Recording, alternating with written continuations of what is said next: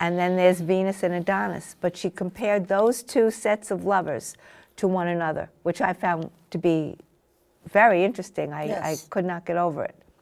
And then she wrote a wonderful essay on Billy Budd compared to A Tale of Two Cities, which also I found to be fascinating.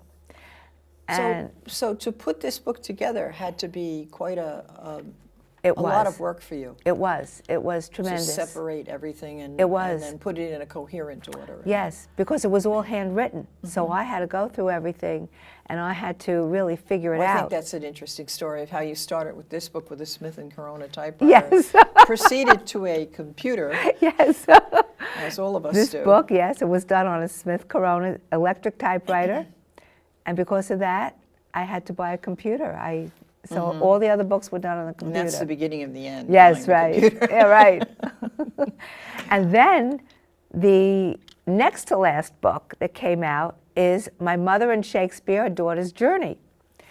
And how did that come about?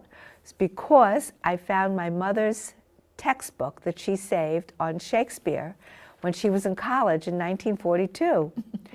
And she saved in that book all the papers that she wrote on Shakespeare, which I couldn't get over. And I started to read them, and again, they were brilliant.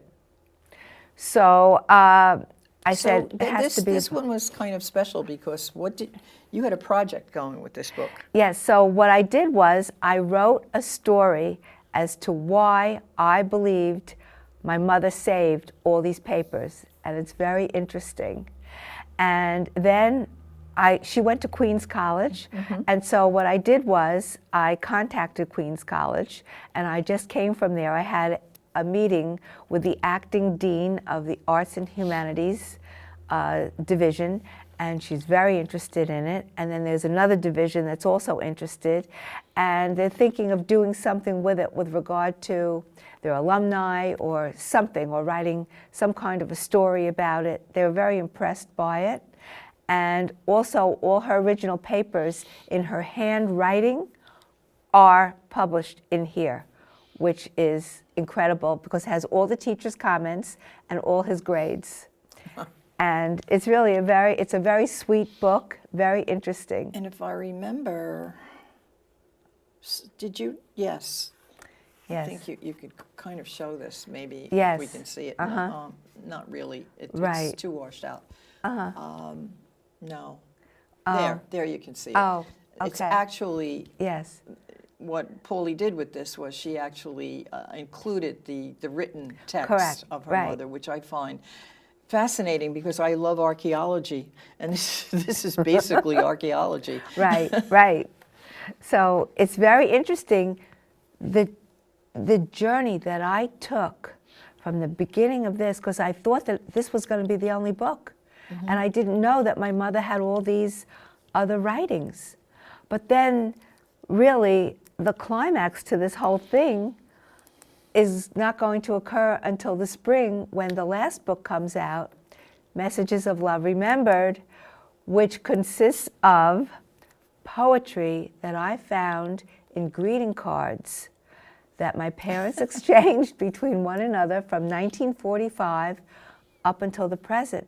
And they wrote the most beautiful poetry to one another when they gave their cards to one another for birthdays, anniversaries, Mother's Day, Father's Day, or whatever. And so what I did was I transcribed those poems, and then I wrote stories about that poetry. And what it is it's a window into the everyday lives of my parents and how they actually lived. And it's very, very interesting. And that book turned out to be almost 200 pages. Wow. And it won't be out until the spring. And I feel now that's going to be the last. But but you wrote that book. This is basically. I wrote the stories, but that book based consists on the poetry. Yes. Yeah. Again, but now you can progress into writing your own book without anybody else's poetry Correct. or term papers or, Right. or whatever. So that's an interesting aspect of a writer's journey, is that Yes. you were inspired first by your mother when you were doing the school assignment. Correct. And that progressed to all 6 this. books. Yes. And I'm Which is really incredible, and I did it all in 5 years, and now you can write a romance novel which I'm going or to do. a script for the movie, Yes. because I understand that you have some very exciting things going on. Yes, I So do. I know I'm that very our excited. viewers are very Yes. interested in this aspect. So tell Well, us. well, because of this, it's really an unusual, sweet, wonderful, genuine love story. And I'll just tell you the beginnings of that story is that this poetry tells the story of how my parents met at the beach at Far Rockaway. My mother was a 12-year-old girl, young girl. My father was a 17-year-old lifeguard. And she fell madly in love with him when she saw him. And she said, you know, to herself, she said, I'm going to marry him. Wow, That was a very big statement. I would say. But the thing was, is how would she capture him?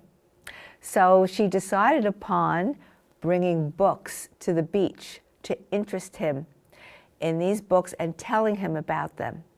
And instead of interesting herself in what he was interested in, she did the opposite, which is also very unusual. So anyway, she would arrive at the beach with these books, and at the end of the day, she would talk to him about all these stories. But she did it in such a fashion that he was mesmerized by her. And so he acquiesced, and he actually read these books. This is like the story of Scheherazade. Oh. Because Scheherazade was a slave girl, and she kept the pasha, or whatever the royal person at the time Right. was. She kept him enthralled with her stories. Well, that's what it was.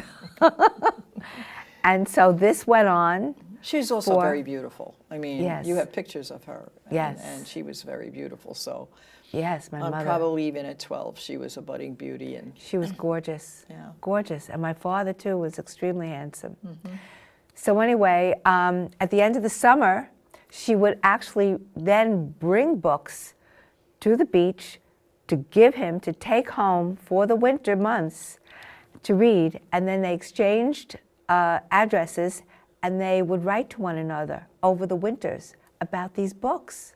And that was her master plan. do you know how many young men would actually do this? No. So actually, this is a real tell for your mother that this was the person for her. Yes. That he actually responded to Yes. this. Because I can't think in terms of boys I went to high school with No. would no. respond to this in any way whatsoever. Well, my father would always say she would never let me go. He said she never left me alone. And he would always say how the kids at the beach would kid him about it. But I yet, bet. oh, but yet there was something about her. He couldn't tear himself away. And this went on for 5 years, and they fell in love. And then what happened was World War II came about. They lost touch. My father got a job at an electronics firm, and my mother was entering Queens College. And then what happened is that one day my father had 2 tickets to the ballet for him and his mother, but his mother could not go because she had to work. So instead of losing money on those tickets, he decided to return them. So he had to go into the city. So he was waiting on the subway platform at at Kew Gardens, because he worked Union in Queens. Turnpike. Yeah. That's the And station. she was coming in on the opposite way because she lived in Forest Hills. She got out of the train, and there was my father standing there in the distance. And how do you explain something like that? That 2 sweethearts, Fate. fate, right? We have a few seconds left. Oh. So anyway, because of the story, I have interested a producer in the story, and we're going to go from there. I think that so exciting because Yes. I'm going to the premiere of this Yes, you movie are. in a red sequin dress. Yes, you are. Thank you, Pauli. You're I'm welcome. waiting for the next installment. Okay.